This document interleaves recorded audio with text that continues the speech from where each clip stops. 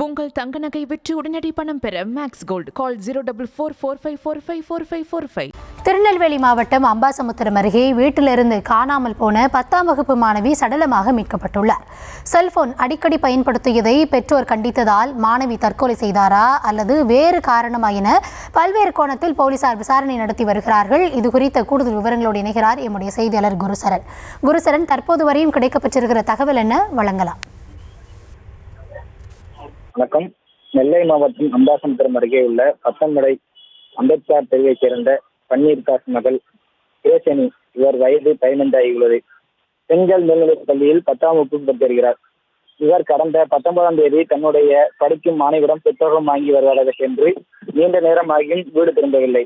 இந்த நிலையில் பல்வேறு பகுதியில் உறவினர்கள் மாணவியை தேடி கிடைக்காததால் போலீசில் புகார் அளித்தனர். போலீசார் புகார் அளித்த பேரில் வழக்கு பதிவு செய்து விசாரணை நடத்தினர். இந்த நிலையில் அவரது வீட்டின் அருகில் உள்ள கிணற்றில் தள்ளி சிறுடன் மாணவி ஒருவர் மிதப்பதாக பத்தமடை போலீசாருக்கு தகவல் கொடுக்கப்பட்டனர்.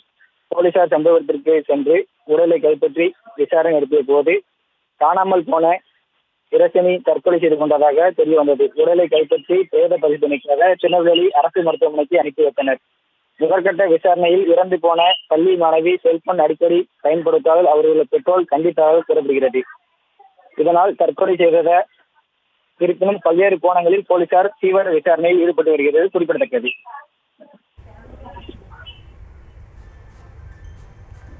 விவரங்களுக்கு நன்றி குருச்சரன்.